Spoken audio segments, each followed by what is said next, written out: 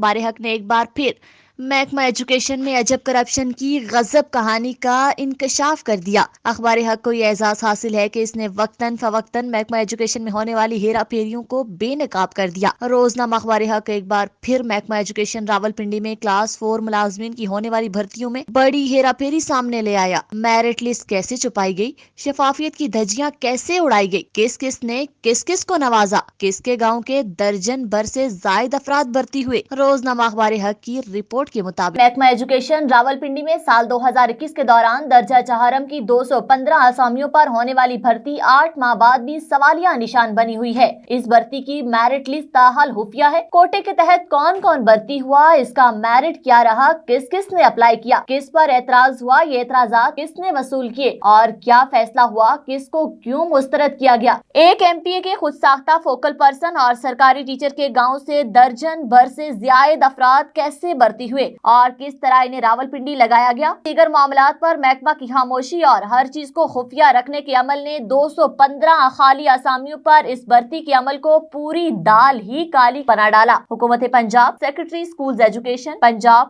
محکمہ anti corruption, deputy commissioners Rawalpindi سمیت دیگر ذمہ داران کے لیے 2021 کے درجہ چہارم ملازمین کی 215 خالی اسامیوں پر بھرتی ایک چیلنج کے طور پر منہ چڑھا رہی ہے۔ سال 2021 میں مشتہر کی جانے والی 215 خالی اسامیوں پر جولائی کے پہلے دنوں میں بھرتی کو مکمل کیا گیا۔ درجہ چہارم کی 215 خالی اسامیوں پر اقلیتوں، معذوروں، خواتین اور ان سروس ملازمین کے کوٹے بھی شامل تھے۔ بھرتی پروسیس شروع ہوا تو اس وقت سی ای او ایجوکیشن کے عہدے پر بشیر تعینات تھے، جبکہ فوکل پرسن کی ذمہ داری ڈیپٹی ڈی ای او ملک آصف تھے۔ اسسٹنٹ ڈائریکٹر ایڈمن کی سیٹ پر عارف کام کر رہے تھے۔ 2021 میں شروع میں مشتہر ہونے والی اسامیوں کے لسٹ میں تبدیلیاں ہوتی رہیں، جسے پہلے کلیریکل مسٹیک کہا گیا اور اس طرح خواہش مندوں کو ایک سے دوسرے دفاتر کے چکر لگانے پڑے۔ انٹرویو کے مقامات بھی تبدیل ہوئے، جس کی متعدد وجوہات بیان کی جاتی ہیں۔ تاہم جولائی 2021 5 اور 6 کو کامیاب امیدواروں کو تقرر نامے جاری کر دیے گئے۔ کون کون کامیاب ہوا، کوٹے کی کیٹیگری میں کس کس نے اپلائی کیا اور کون میرٹ پر آیا، اس بار کوئی لسٹ آویزاں نہیں کی گئی، بلکہ تمام تر پروسیس کو خفیہ رکھا گیا۔ حتیٰ کہ ان سروس ملازمین کوٹے میں کتنے امیدواروں نے اپلائی کیا، کس کس کو میرٹ پر رکھا گیا، کون آخری نمبروں پر آیا، جن امیدواروں کو تقرر نامے جاری کیے گئے ان کی تعداد کتنی تھی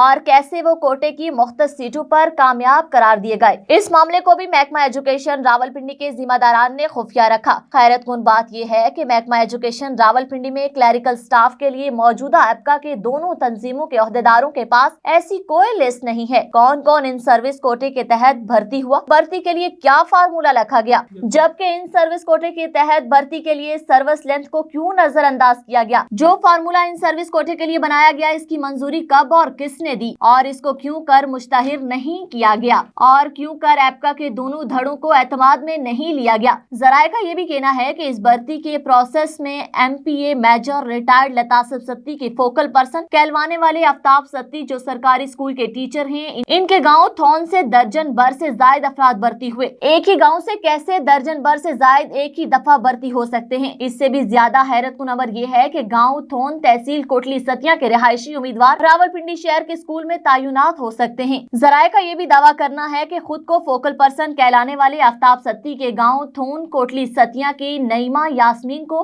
گرلز ہائی امرپورہ راولپنڈی، علیم ولد خنیب کو D E O women Rawalpindi, Taif Mahmood ولد راسب خان نائب قاصد girls high school P A F Rawalpindi, Nasr Ullah ولد مبین کو عباسی ہائی اسکول راولپنڈی، افراسیاب ولد Khalid Mahmood girls high school P A F Rawalpindi, Kulsoom Bibi زوجہ Nadeem Hafeez Satti girls high school Dhairi Hasanabad Rawalpindi, Amir Mahmood ولد وجید محمد girls high school Bangash colony, Umair Ahmed ولد امجد محمود کو girls primary school Dhok Hassu, Tasleema Bibi دختر Farooq Ahmed girls high school Dhok Juma میں لگایا گیا۔ یہ میرٹ کیسے، کہاں اور کس طرح بنا؟ فوکل پرسن آفتاب ستی کے گاؤں تھون کے باسیوں کے علاوہ تھون گاؤں سے دیگر لوگ بھی بھرتی ہوئے، جس کی تعداد کیا ہے، اس امر کو بھی انتہائی خفیہ رکھا جا رہا ہے۔ और कोई ऑफिसर इस बारे में ऑन द रिकॉर्ड गुफ्तगू करने पर तैयार ही नहीं। भर्ती प्रोसेस के मशकूक होने और जानिबदारी बरतने का अंदाजा इस बात से भी लगाया जा सकता है कि जुलाई 2021 में होने वाले भर्तियों की मुतअद्दिद उम्मीदवारों के मेडिकल सितंबर 2021 में हुए। ये मेडिकल किन अफराद के हुए और क्यों कर इस कदर लेट हुए,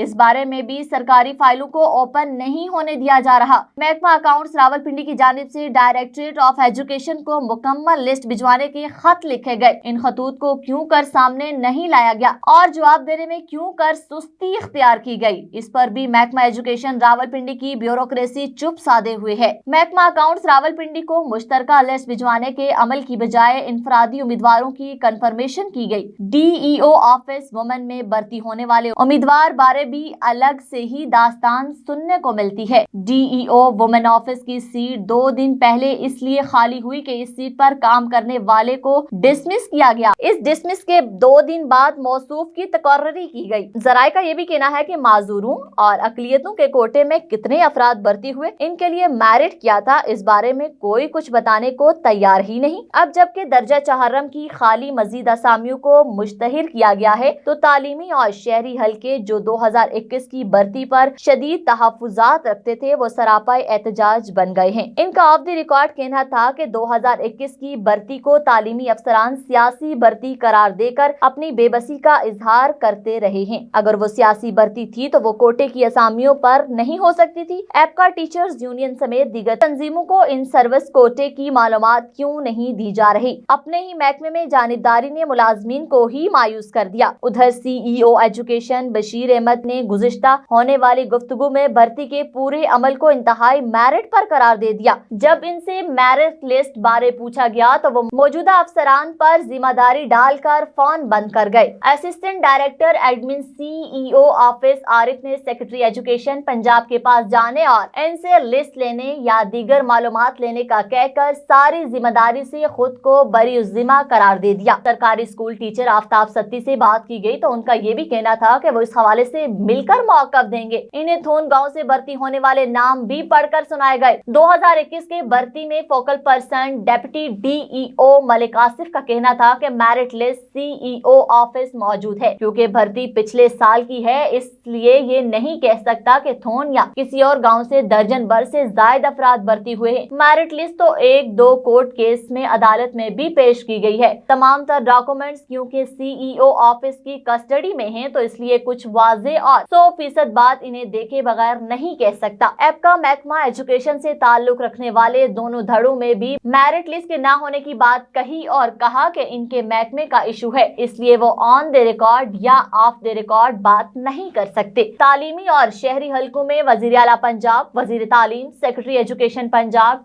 DC रावलपिंडी और महकमा एंटी करप्शन से इस हवाले आला सतह इंक्वायरी करने का मुतालबा किया गया है ताकि महकमों की साख को बचाया जा सके और गंदे अंडों के खिलाफ सख्त तरीन कार्रवाई हो सके।